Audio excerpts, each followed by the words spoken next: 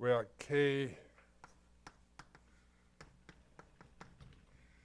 is between 0 and m plus 1.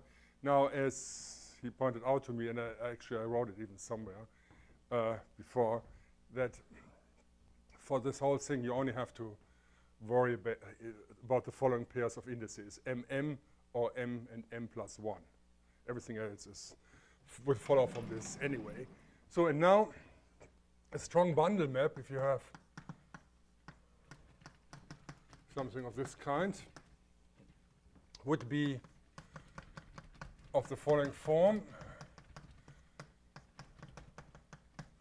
where this here is linear in H.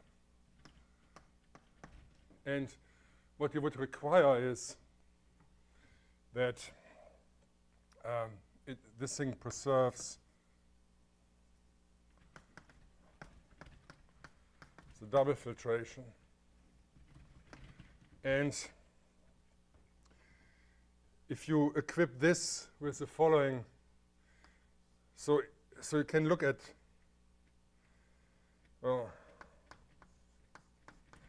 with diagonal filtration into, this should be SC infinity, and you can look, so this would be the pairs UM-FM for the filtration, and you take this where you raise the index by 1, so that would create the pairs m, m plus 1. This is also SC infinity. So this is called a strong bundle map. Then in this category, of course, we can look for strong bundle retractions.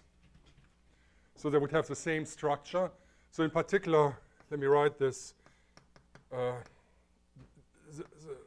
It would look like this then.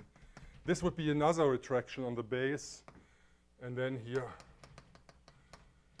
it would look like this. But in particular, this first factor would have to be a retraction as well. And then here, of course, the U which you would take would lie possibly in a partial quadrant. And then you can apply R to this thing here. Let's call this K.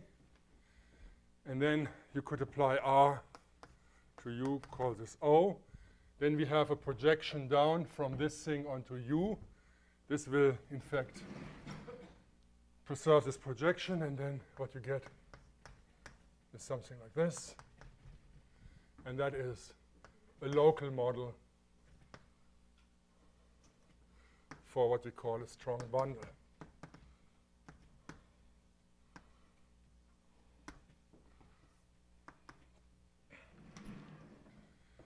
So then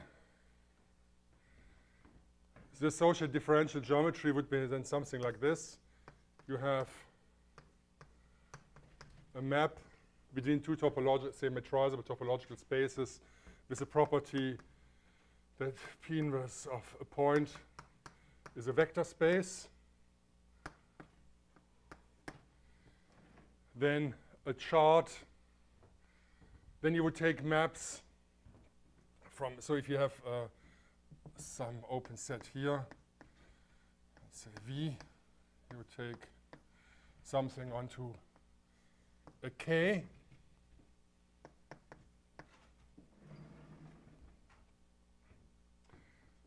And of course, it should be linear in the fibers.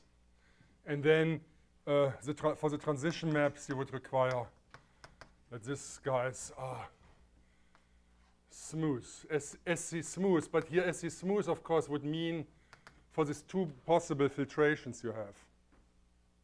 Yeah. So this map here now would be a map like this.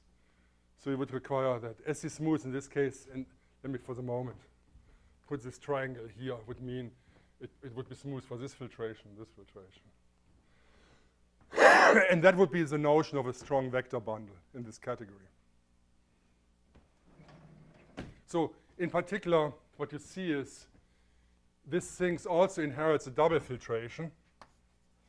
So you can talk about this thing's M, K goes to M, where m plus 1 is greater equals k less equal to 0. Yeah, so now, then there are two types of sections. The usual, so a smooth section, yeah, is something which is horizontal. So an SC smooth section f of would be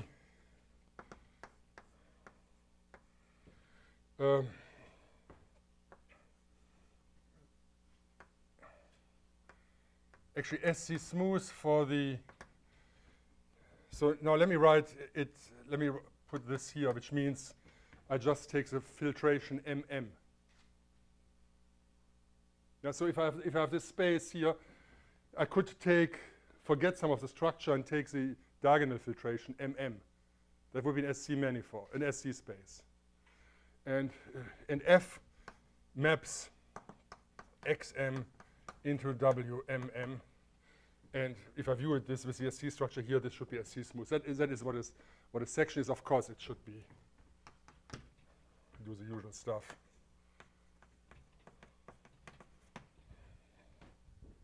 But then there is another kind of section which is important.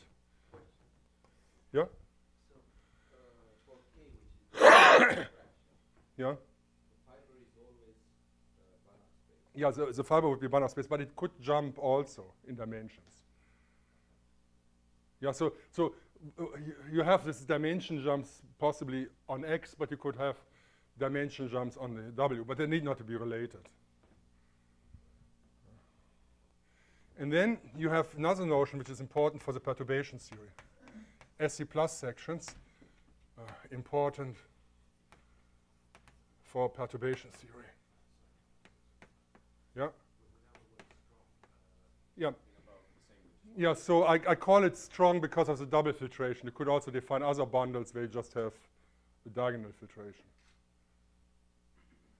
Yeah, you see, for example, the tangent bundle is not a strong bundle.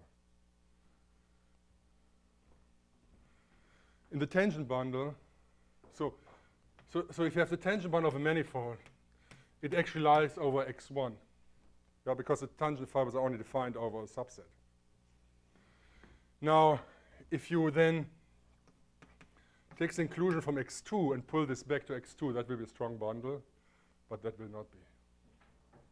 So if I write this here as I, then I star Tx over X2 is a strong bundle,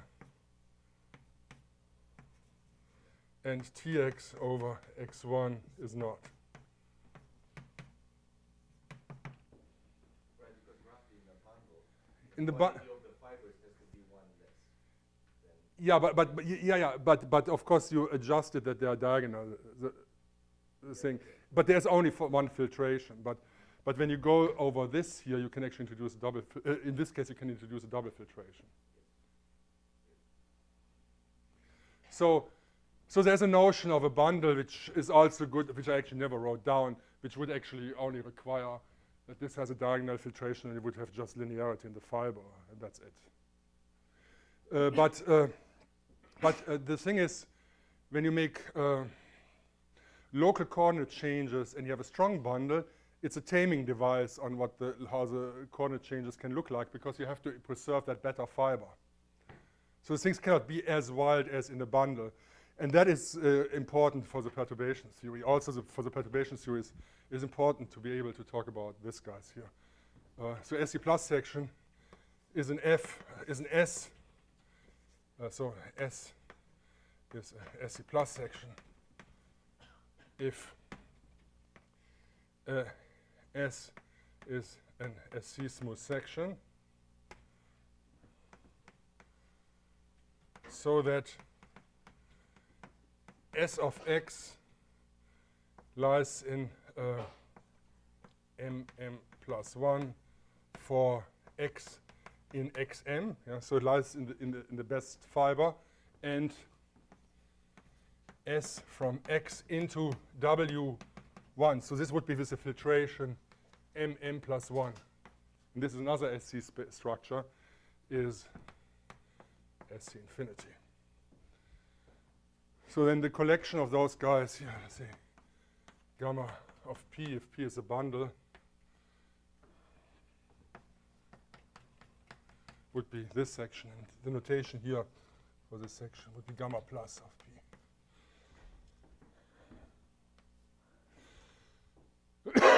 So that is where the yeah? So correct me if I'm wrong, but your definition of strong bundles and polyfolds here is a little bit more general than written one, right? Because you're considering these SC retracts instead of sparsings. yeah. Yes. But does it give you the same thing or more general? No, that's more general. Yeah. So so for those who look what we have written down, when we started,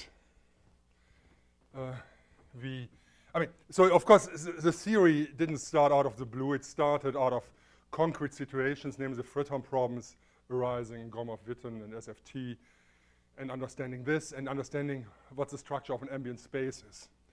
And in all the applications I know, the retractions always have this form. So there is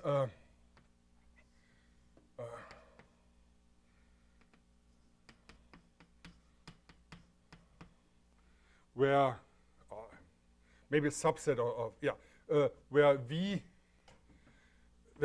in some Rn is open or in some partial quadrant of this, and these guys have the form R of Te equals T pi T U of E, where this is a projection for fixed T.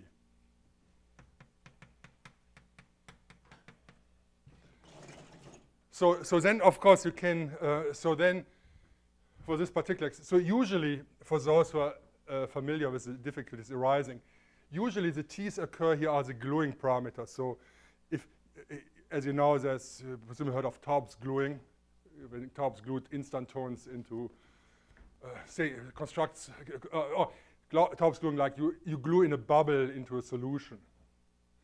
And then there are gluing parameters. And when you want to describe the neighborhood of such a bubble, which I already showed in the picture, something like this. So you start with such an object. Say this is the image of a map on a piece of a cylinder and this. And then you glue this in so that the thing actually looks like this. There's a gluing parameter involved. And in all the applications, the gluing parameters are actually part of this T here. That is how it usually looks like. So in some sense, the bad stuff is here. In this so you have finite number of bad things. So then, of course, these are particular kind of retracts, and you can build M polyfolds where the local models are just things of which come from things of this kind, which is actually what in our first paper we wrote. Now, since this is already more complex, so if you differentiate this object, you get something here. You get the differential with respect to T and the differential with respect to the longer expression. Yeah, if you write it down. But if it's just R, the tangent is TR, it's shorter. So Joel at some point pointed out if we have observed that is actually in retraction, which was a good observation because it simplifies things. And then we went through the whole stuff and showed that the best notion is actually that of a retraction. And it clearly has some advantage. For example, if you want to talk about subpolyfolds, then if you just say that should be also come, it's even difficult to say what. So see, if you have an M polyfold which is defined locally as a retraction, and then in the M polyfold you have a retraction, then you can actually go back to the original open set and define a new retraction which actually produces a smooth structure on that subset.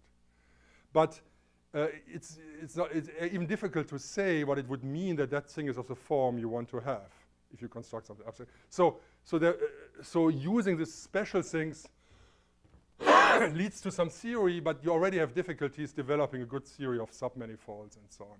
But if you do this with retraction, that seems to be all taken care of, as you saw. Things get rather natural. So an applause for Joe.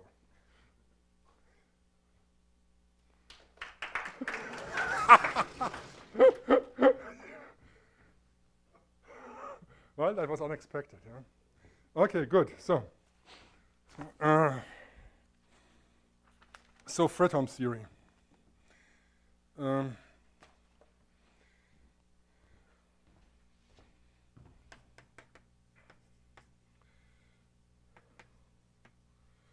So I must say here that there's also a change again. So this here, so when he asked the question, this was in our first paper, Fred 1.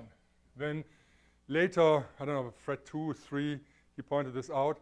Then whenever we write a new paper, we revisit the notions from before. So our papers are best to read from back to front. I mean, I think the fact that we wrote around 800 pages and so we are remarkably close on target. So you look at back and then we say what you have to change, the whole thing. So but usually what happens is things just got more general. And a lot of the analysis and basically all the things works through. So in Fred 1, we have this, and then later already there's a paper, the SC smoothness paper, where we actually rectify. We give sort of an account, rectify from. These things we call splicings. And we go rectify, say go from splicings to retracts. So then, Photon theory. There's a paper called, I don't know how it's called, but it's Photon 2, Fred 2. And there's a definition. So we give a definition of Photon there in particular. And it turned out that we didn't like that definition very much at that time, but it had an implicit function theorem, it had all kinds of good things, but it wasn't. But then we rectified it also, I think, the SC smoothness. So there's the better definition. The thing is that there are some theorems now which have to be interpreted differently. I mean, so the thing is, you take a proof and then you have to study what did you actually prove. And if you interpret differently, things go through. So there's a better definition. And now it turns out there's even a better definition than this, which I'm not going to talk about.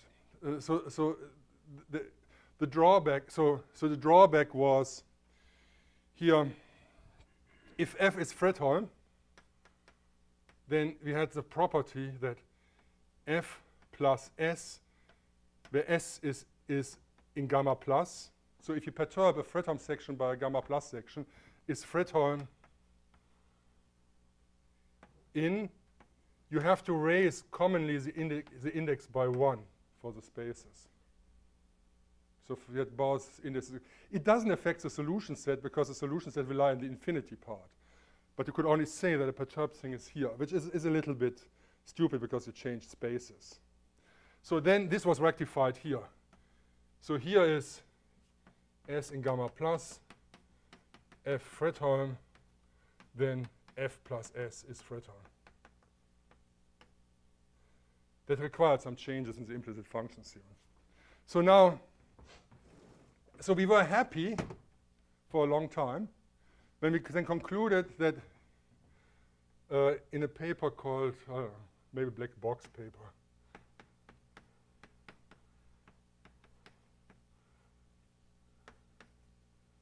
future. There was something which we didn't like. Actually, we didn't care because it never played any role up to this point here. The reason, the thing is the following. If you have a classical Photon problem, and you multiply two classical Photon problems together, takes a product. It's Photon. It's also true with our theory. Suppose now you have a product of two maps and it is Photon classically. Then each of the factors has to be Photon, which is rather trivial because if you classical theory linearize, you get a linearized product of operators which is Photon, then each factor has to be Photon. But for our very general notion of Photon, where basically a lot of crappy things can be Photon, that wasn't true. So you could have a product of two things which is Photon, but the factors need not to be Photon. Which is, of course, a little bit of a drawback. So it was still true that linearized the things were Photon, but in our theory, if you just know the linearization at a point, then it doesn't determine what the things do nearby, because as operators, the things don't depend continuously on the thing. So therefore, we found a new definition in an implicit functions theorem where this is solved as well. So in this case here, if F cross G is Photon,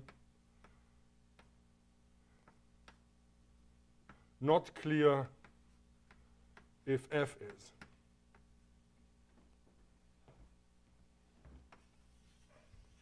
And now this is solved now here. So there's a theory where that is also true. And these theories are more general. You give a more general notion of Photon, and then that's true. So now I'm not so now it turns out that you just have to, it's essentially small talk. The analysis all stays precisely the same. So now I'm not going to talk about this future thing. I will use this definition here. Now why did we care here? We care here for the following reason. So so the black box theory will be something of this kind. So you can view as a Photon problem as being put together out of a lot of pre-Photon problems. You know, just putting things together. Like think of you have the Cauchy-Riemann operator acting on maps defined on a Riemann surface. So now cut the Riemann surface into two pieces, say overlapping. And then you have the restrictions to two problems. You want to say that they are pre-Photon, and if you plug them together, the thing naturally has to be Photon. Yeah? So you have to come up with a notion of pre-Photon. So that we haven't entirely resolved yet what the appropriate notion there is. In some sense, a problem should be pre-Photon if you can just complete it by adding other stuff to it which makes it Photon for some choice, only one choice. So there is some completion to a Photon problem.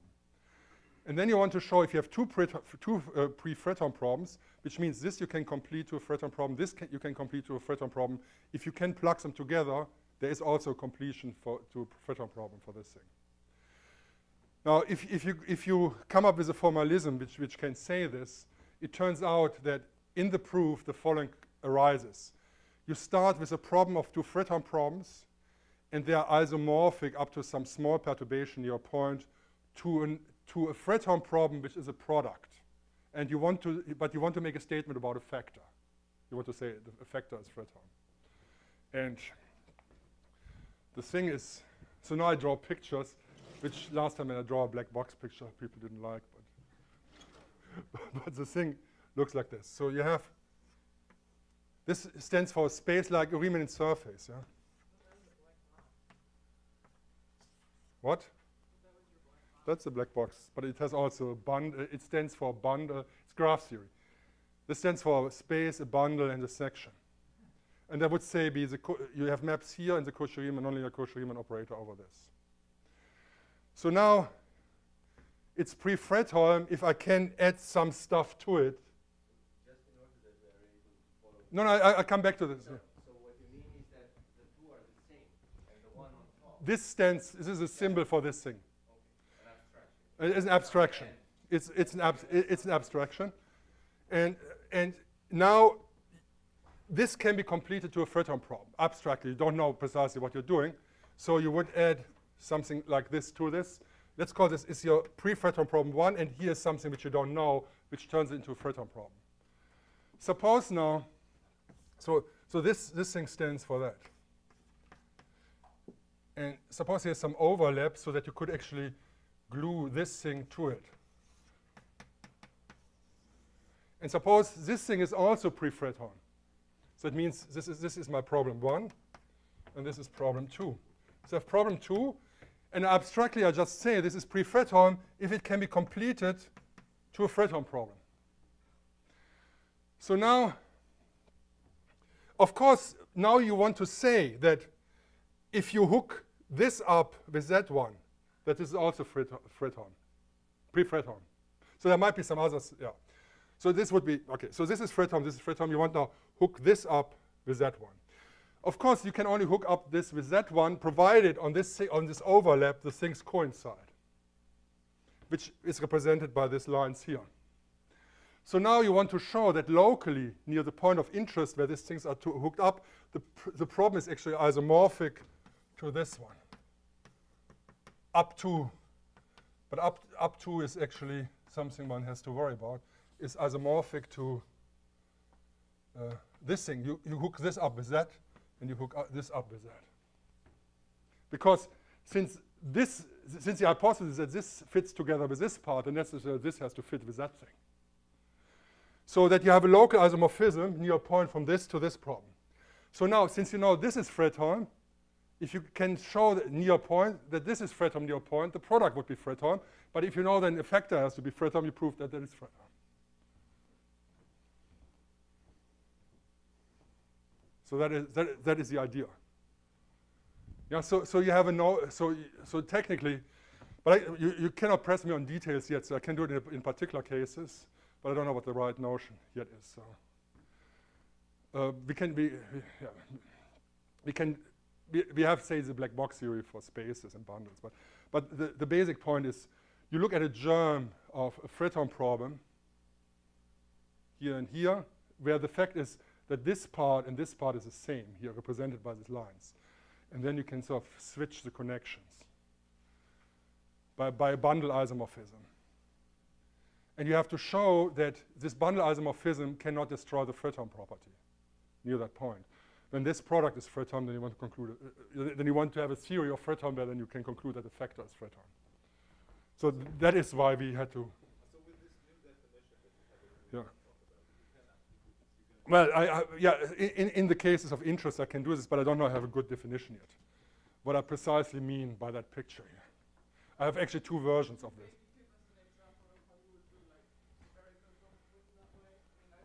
No, I'm not there yet.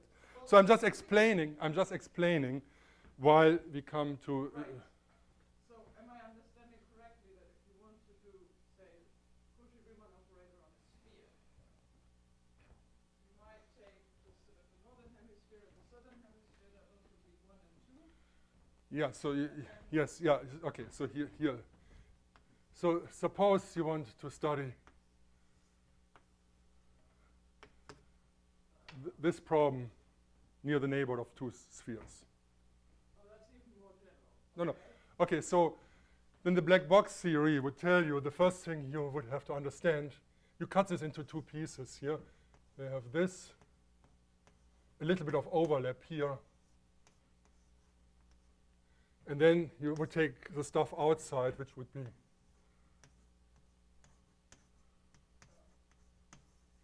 so now, the black box, as far as the spaces is concerned, this thing, you would create a black box which looks like this, which are sort of these possible connections, and it would describe how the neighborhood of an object looks like here, even if you remove the node. Then for these things, it's easy. It would actually be rather a manifold type. You would describe this here as well, but it also has two connections to get something. So then, okay, so at the moment, it's a moment. Wait, hold on. The two caps there as one Photon problem. So you have one Photon. No. Just okay. So let me just I'm explain this. So Hold on. How many different Photon problems are you? okay, yeah. If you give me the chance, I actually will tell you. Okay. So I'm constructing pre-Photon problems, which would be first explain the space, explain the bundle, and I have a section over this thing, which is a Cauchy-Riemann thing. Of course, it is not a Photon problem, it's a pre-Photon problem. So now you could do different things. Okay, hold on, sorry. What is 2 now? Okay, so let's call this one, which is this problem, and this problem 2. What is this? So the problem is These are two pre-Photon problems. 2 lives on a disconnected domain. Yes. Correct? Sure. So now you can turn, so one way to turn this into Photon problems is just to glue something in with a Lagrangian boundary condition if you want. No? Just take this or put a cap in if you want. You can put a cap in here, cap in there with a Cauchy-Riemann operator. This is precisely where, in this case, of course, you could view these two things as going into a product. So let me just. So how does it have two exits? Yeah, but the axis is in a product. It doesn't really matter. You can draw this as this here. You just have then, it has a different meaning. And then gluing these two caps in is just putting this thing here. So this is 2, and this is B. But I could also glue it. Yeah, whatever. I just say you can glue something in, it becomes pre-Photon. Doesn't matter. And then you glue something also caps in here. So let's take the simple picture. A puts the caps in. So then you have to make the switch that when you can glue this thing to that thing, you can actually glue these caps to whatever you put in there. Because you're working, if I can connect this, or let's do it with, without nodes, and it's even easier. So suppose I have it on a sphere, and I do this in 2 pieces. So I have this one and this one. But I haven't put them together yet. So I know this pre-Photon, I can put a cap here and I put something in here which makes both Photon. So now I want to show that if I glue this one together with this one, it's Photon. But of course I can only glue them together if they coincide over this things which is overlapping here, this annulus. But if they fit together here, then the other 2 things which are glued into this also are overlapping. So you're telling me that in order to prove that the Cauchy-Riemann operator on a sphere is a polyfold Photon operator, you prove that twice the polyfold Photon operator on a sphere is the Cauchy-Riemann operator on the sphere is polyfold Photon. And No, what happens, of course, is that you need to complete this. I mean, yes, but the thing is, okay, so you have this guy here, and there is some completion, which let me draw in a different color here, something like this. Could be complicated. You don't know. There exists something. I just try to understand. You're not actually claiming that you're somehow simplifying the proof that the Cauchy-Riemann operator on the sphere is polyfold Photon. No, what I simplify is that you only have to understand this little picture and show that that can be completed somewhere. And no, it helps any single little bit which you understand, and you can look together with an automatic Photon. So. But I still need to know from somewhere that the Cauchy-Riemann operator. Yes, but obviously, if you do certain things, yes, yes, of course, you have to know certain things. But the thing is, so basically, if you do this, yeah, you have to know, but you only have to use it for a specific case, not for all cases. You can take a very convenient completion. If you find something to complete it in a very convenient way, that is enough. Then you can take more complicated pieces and it will be applied. And the reason is that you have some kind of a nonlinear version of this, what is called in the linear elliptic theory, the excision principle. So Can you do the torus with that? Just you can do anything. Sorry, can you do the torus just knowing that operators on spheres are polyfold Photon?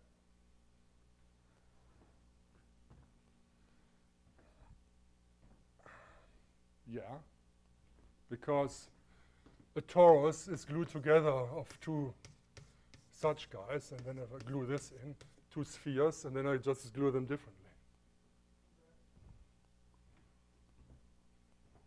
So where does the Dillon-Mumford for the theory for the torus go?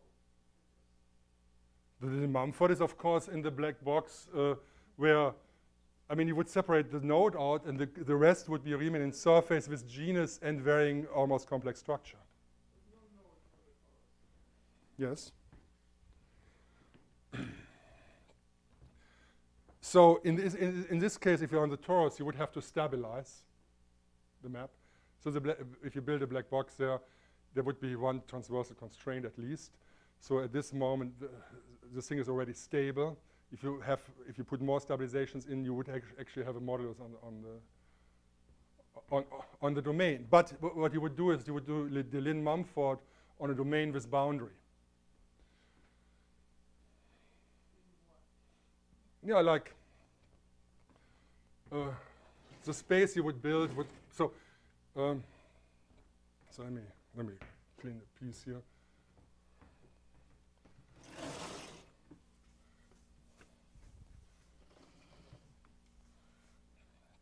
So let's assume, and I have a node here. Then ideally the black boxes you would construct is this one. Describe the neighborhood of that object. So it would be something overlapping here.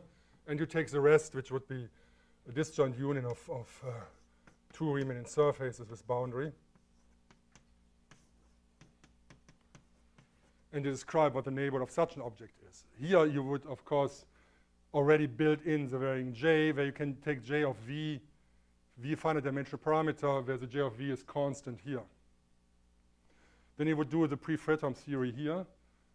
Yeah, that means you consider, you build the spaces bundle, Cauchy-Riemann, you show that for some completion, your favorite completion, this is Photon.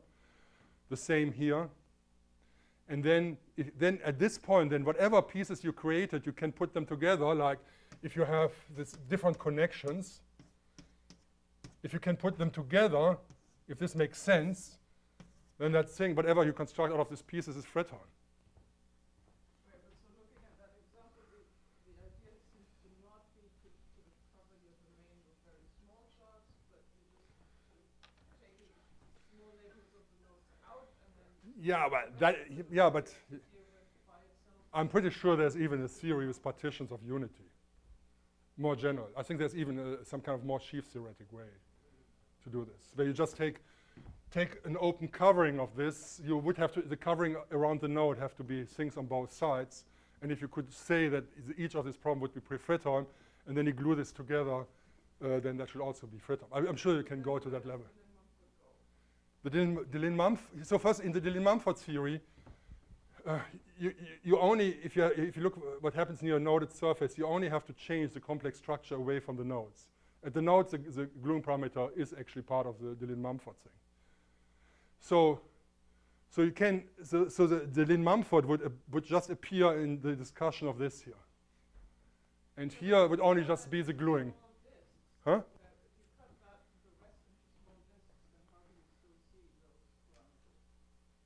Yes, therefore I don't do this.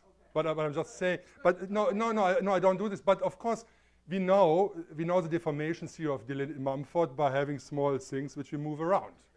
So you could take what Kodaira or whatever in the book and presumably build this into the theory, but you would have to work for a while.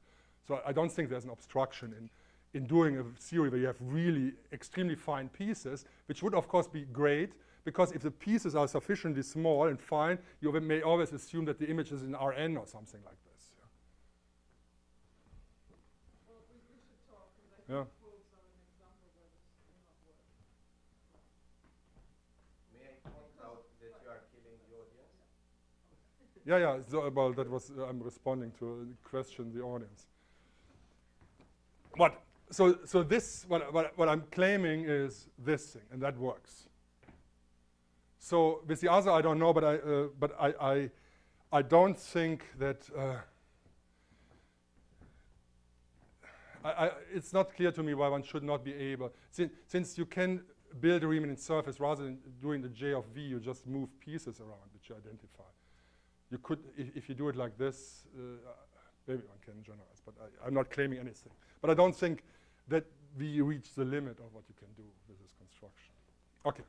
Sorry, I want to ask a conceptual Yeah. question, which I don't think will be obvious. So you have a definition for pre-Fredholm. So 1 is pre-Fredholm if you can glue something in and make it Fredholm.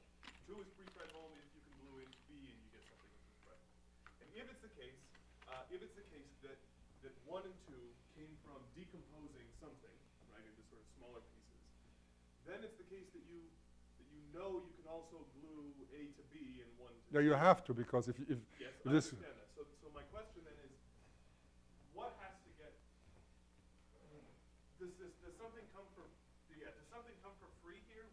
Or does No. something require? No. There's nothing. Life is not always free. So when I say these situations are isomorphic, I said isomorphic mod something. So for example, you can write, in the base space, you can write down a local diffeomorphism from this, when you make this switch into the other. Then you have to do it for the bundles as well. And you have to push forward one Photon, the product Photon problem to another product problem. Now what happens in this case is, in the best possible world, there's a change by an SC plus section which doesn't affect the Photon properties. It means you have so there's a result which says if you add an SC plus section to a Photon problem, it stays Photon. So you start with this product, you push it forward. It's not precisely the problem you want, but it differs by an SC plus section, so the thing has also the Photon. However, that in some cases is not sufficient. What you get is that the problem which you obtain is changed by an SC plus section and C1 small section, but C1 small in the sense that the derivative vanishes. Unfortunately, C1 doesn't mean anything in our world because our coordinate changes are SC. They don't respect that. However, what happens is when I glue these things together here, in this area, this function space, if I restrict them, are actually C infinity manifolds. There's no changes. So here, of course, if you look here, this in general to describe this, you have an SC polyfold. However, if you restrict it to an annulus on the point, then there's always a canonical restriction. Then these things are actually C infinity manifolds. So now the perturbation, this C1 small perturbation which occurs precisely in this region. So in any concrete Photon problem, Cauchy-Riemann and so on, if you perturb in that area here by C1 small perturbation, the perturbation can be made arbitrarily small. Does not kill the Photon property.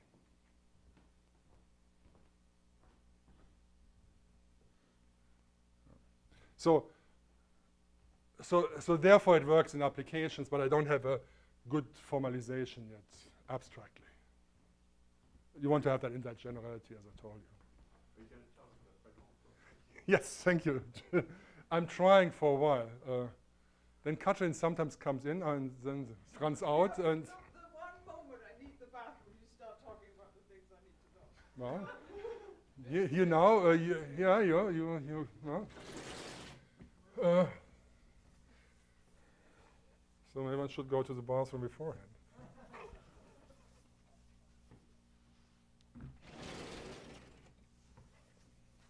Okay, so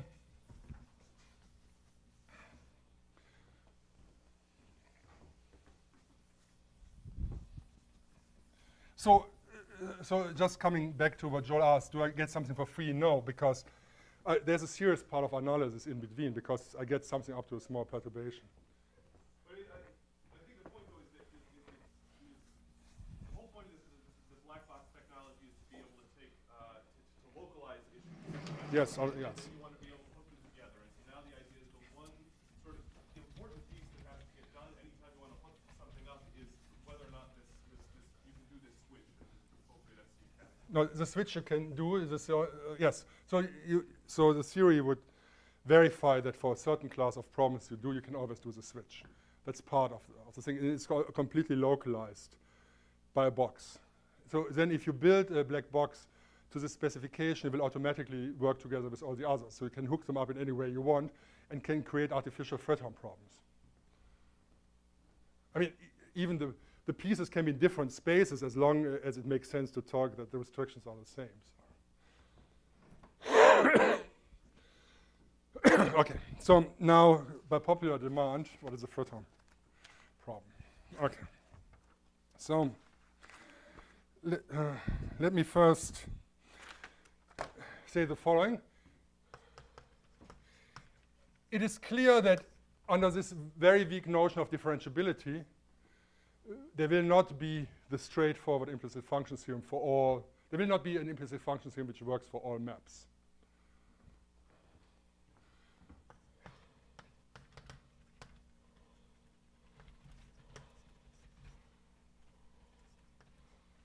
It's weaker than in the C, or C infinity or C1 world.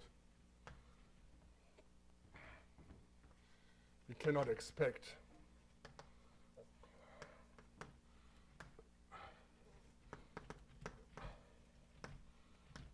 implicit function theorem.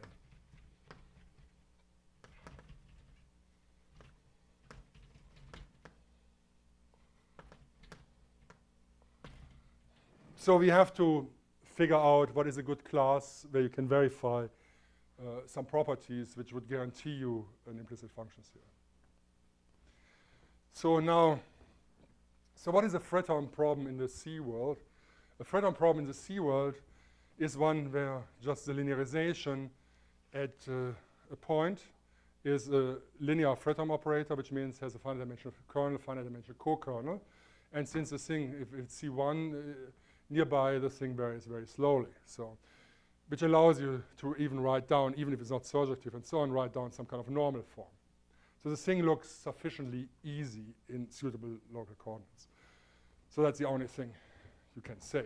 So for example, if you're in the classical world and assume that, assume this is an isomorphism, then you observe that if I look at this thing, f of x, then I can write this f of 0. So let me even assume f of 0 is 0. And I can write this f prime of 0x plus b of x. And b of x would have the property that this is smaller than epsilon x minus y for x and y near 0. So then if I apply this here, I get this is x plus, say, minus, let me call it minus b twiddle of x. And of course, this boundary operator, I would still have this property here.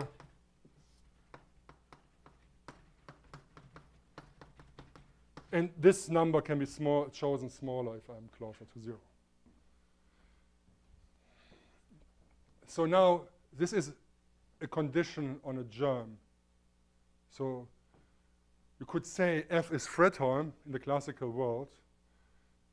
So now we could. So the thing is now, if this is not invertible, we could just forget a few dimensions, play a little bit around, and we could show that after a change of coordinates, the thing would look like this. You would have a map from Rn plus another Banach space, but just extending this idea here. You would have a map where after change of coordinates, this thing, the original given f, looks like a map of the following form. If you project, so f looks like is conjugate to a g, where if you project on W, this has a form u plus BAU, where we have BAU minus BAV is smaller than epsilon u minus v, provided A is close to 0, u and v are close to 0. Well, let me minus sign here. So you can actually, in the C world, you could, instead of saying it's linearized Photon, you could just say, and that is just a few lines along this thing here, you could just say, give an alternative definition of what Photon means. It just means there are local changes of coordinates, so that in this thing, you can get an equivalent version here, a germ near 0. And if you project onto this vector, it looks like u minus some contractive term, and the contraction thing gets smaller. If A gets smaller, so it's the same A here, smaller, provided A is close to 0, u and v are close to 0.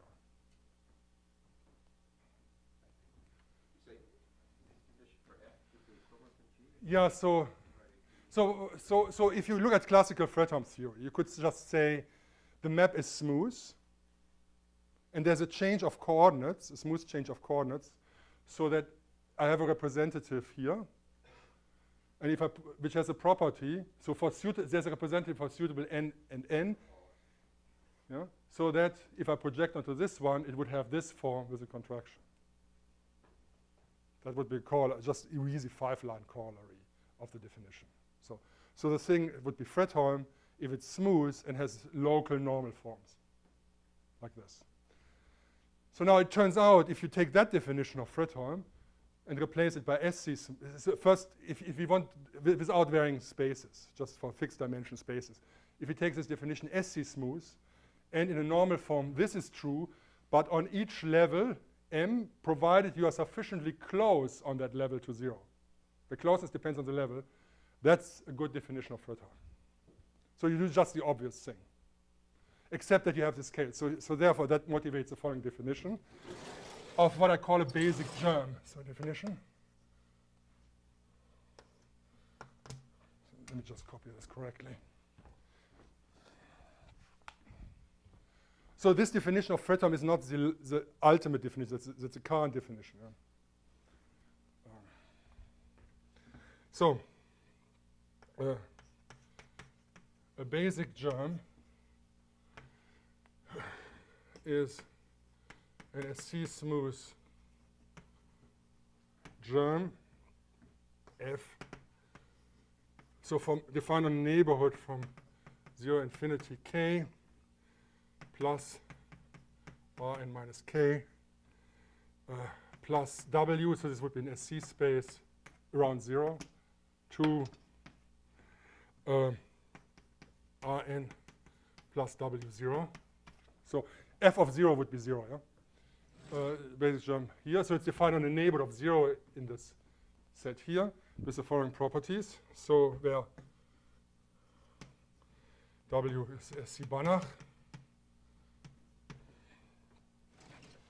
and P is a projection from Rn W to W. So that P composed with F A W has this form.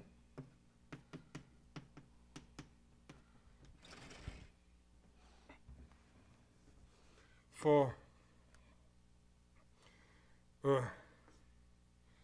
say for AW close to 0, and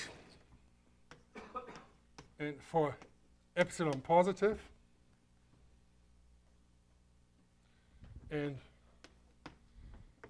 M integer, we have BAW minus BAV. M norm is lesser or equals epsilon W minus V norm M, provided A WV are close to 0 on level M. Yeah, so that since we have a KL structure, we should of course use it, but that's basically this generalized. In the case of the constant structure E, then that is actually, then this would read as smooth. You would have this form here. It's actually Photon. It's equivalent, completely equivalent to Photon. So in the standard situation, this is a completely equivalent definition to Photon. Okay. So now what you observe here is, of course, that up to something finite dimensional, you have Banach's, a parametrized version of Banach's contracted fixed point, parametrized version of Banach's fixed point theorem. And you can solve certain, say, in up to finite dimension, you can solve that problem. The problem W equal B of AW can be solved for given A in the, so, the Banach's fixed point theorem. Yes. No, contraction mapping principle. Yeah, so if you have this here, you can obviously solve this problem here in this way. There is a delta of A, that this is 0.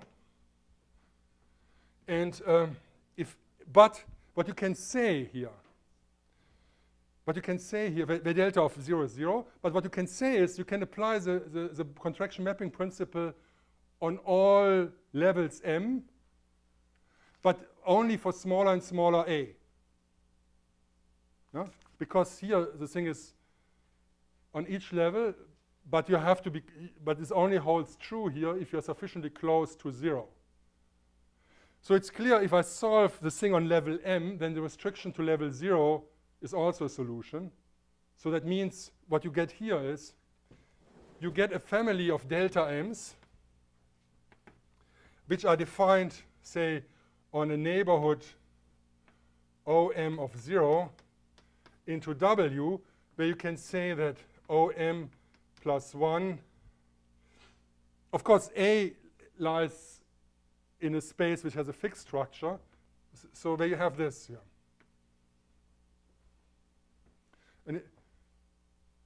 But what you can say is, you can say that the delta M actually goes into WM. So the solution which you have on level 0, if you go closer to, if the A goes closer to 0, lies in better and better parts of W. That is the only thing you can conclude here. So you have a solution on the 0 level. If the A gets smaller, it actually is a solution on an M level, so it lies in the better space. And if A is 0, it lies, then delta of 0 is 0, and 0 is a smooth point, lies on the 0 level, or the infinity level. So now the interesting thing is that, so these are germ-like conditions near points. And but you have an implicit function theorem for this thing, and the theorem is the following.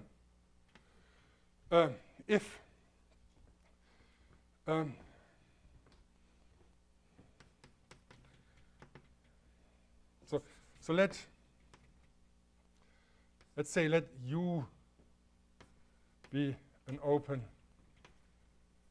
neighborhood of 0 in E, and F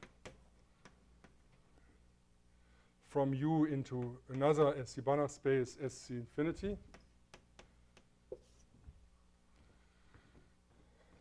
Suppose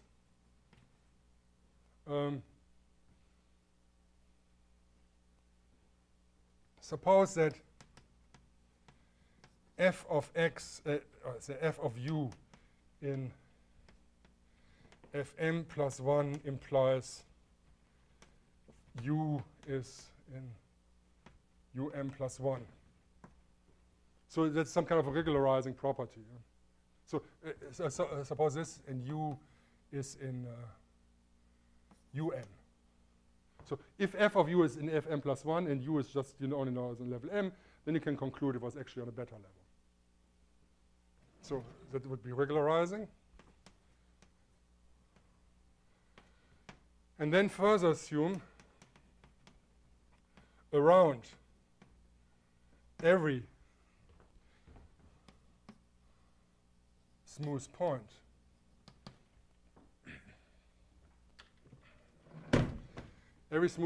u, so a smooth point is 1 in u infinity, there exists a C smooth section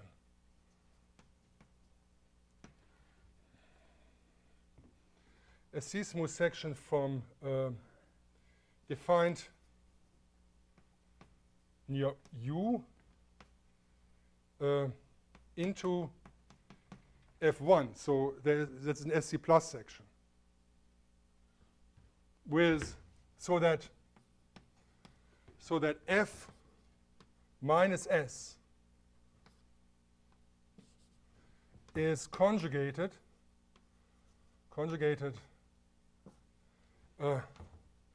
by a strong bundle isomorphism, in fact a germ. Yeah, that would be an SC plus section. To a strong bundle isomorphism, via a strong bundle isomorphism to a basic germ. So I'm just writing the conditions. Then, of course, it's better to introduce a certain amount of notions.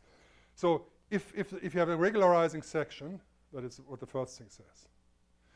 Then the other thing, if near a smooth point, you can modify the section by an SC plus section with a property defined near F with S of u equals F of u. So these are in fact compact perturbations. So, but observe that the difference is F minus S is 0 at u, which is a property of the basic germ. So then that I can conjugate this thing near that point to something like this, then you have an implicit function theory.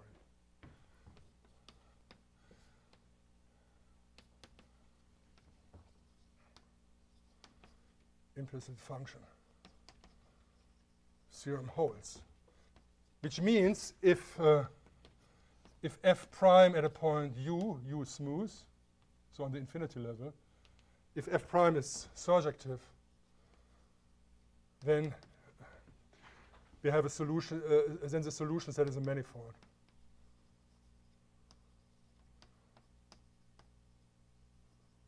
It's a manifold near this point. So of course, now this is not a nice formulation for an implicit function theorem. It's just a technical variant. So now what should be the definition of Photon?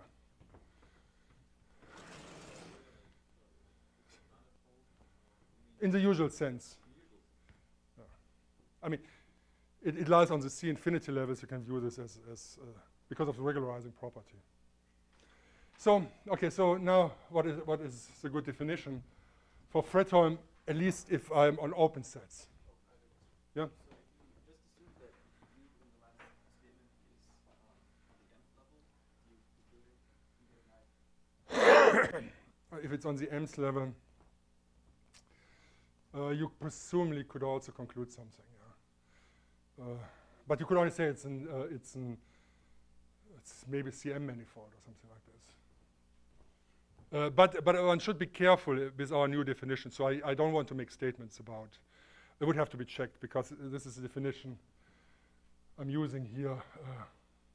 One has to be a little bit careful. So since it's regularizing, and this improves this f minus s is, for example, regularizing because s goes into the shifted space. So here now, what is the definition of Photon in this context? So f from u to f is SE Photon if the f is regularizing, which means if f of u is in fm plus 1, u is in um, then u is in plus 1. And then for every smooth u, so that means in u infinity, there exists an SC plus section. So in our case, an S. So in our case, SC plus section goes from u into the shifted one, and it's smooth. There exists an SC plus section, so that with S of u equals f of u, and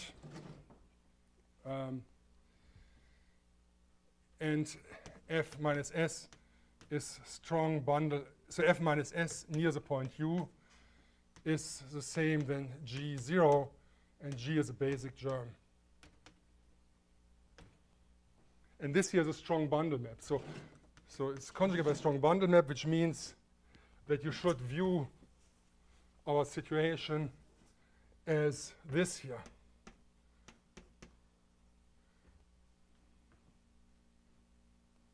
Yeah, and this then strong bundle germ, this is of course also a section of W here.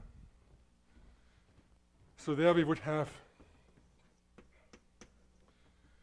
and you are interested near the point U, and here you're going to the point 0.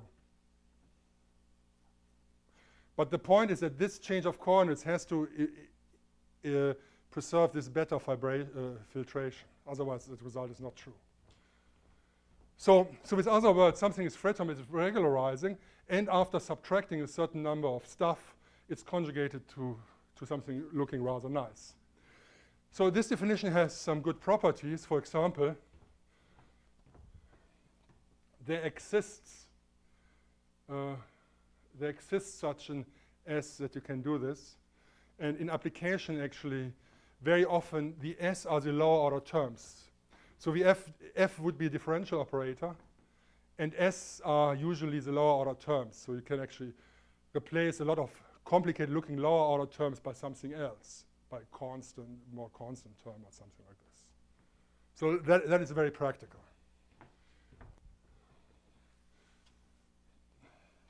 So now that's Fredholm on an open set. It's actually different. So, and Fredholm says it has this germ property near smooth points. So now we want to define this by having a break now.